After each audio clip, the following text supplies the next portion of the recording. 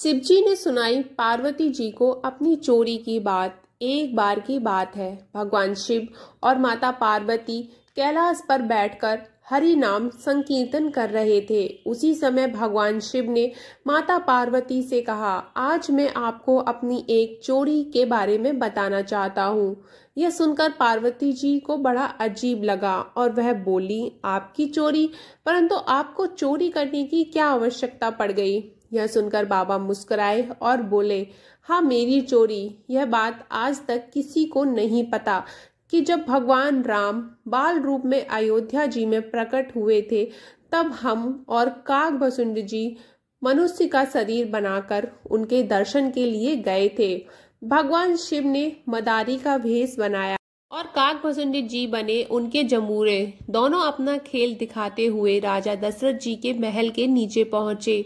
उस समय रामलला पालने में सो रहे थे। शिवजी के डमरू की आवाज सुन उनकी निंदा टूटी और वह शिवजी के समस्त लीला को समझ गए। तब भगवान राम ने शिवजी से विनोद करने के लिए डमरू का शोर सुन रोना शुरू कर दिया, जिससे माता कौशल्या ने सिपाहियों से कहकर मदारी जमूरे के रूप में आए शिवजी और काकभसुंड जी को महल से दूर भगाने को कहा।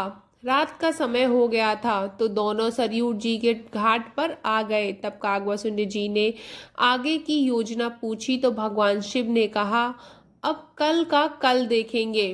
अगला दिन हुआ तो भगवान शिव ने ज्योतिषी का रूप बनाया और काकभसुंड जी बने उनके चेले। वे दोबारा दशरथ जी के महल के पास पहुंचे और लोगों को उनका भविष्य बताने लगे।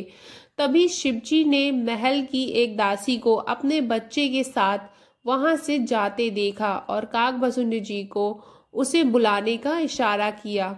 ज्योतिषी की तारीफ कर काकभसुंड जी दासी को उसके बच्चे का हाथ दिखाने के लिए शिवजी के पास ले आए। ज्योतिषी बने शिवजी ने उस बालक का एकदम सटीक भविष्य बताया और उससे दक्षिणा में राजमहल में प्रवेश दिलाने की विनती की।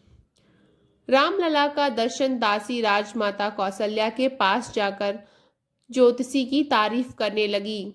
इतनी तारीफ सुन माता ने मन ही में अपने लला राम का भविष्य पूछने की लालसा उत्पन्न हो गई और उन्होंने ज्योतिषी को महल में बुलाने का आदेश दिया। माता कौशल्या ने उनके चरण स्पर्श कर आरती कर उन्हें भोजन आदि करवाया और उसके बाद चारों राजकुमार राम, लक्ष्मण, भरत, शत्रुघ्न को भी ज्योतिषी रूपी शिव के चरण स्पर्श करवाए।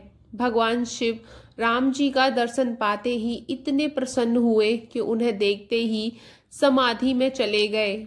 यह देख माता कौशल्या चिंतित हो उठी।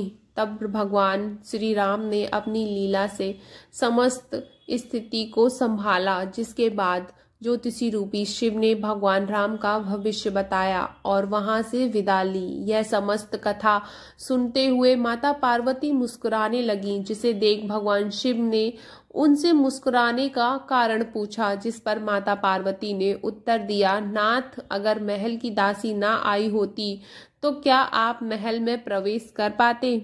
अरे बाबा, क्या आपने उस दासी को अभी भी नहीं पहचाना? वास्तव में भगवान शिव की रामलला की मनोकामना को पूर्ण करने के लिए माता पार्वती ने ही महल की दासी का रूप बनाया था। यह कहानी अगर आपको अच्छी लगी हो तो चैनल को सब्सक्राइब जरूर कर लें और वीडियो को लाइक शेयर कर दें। जय माता दी।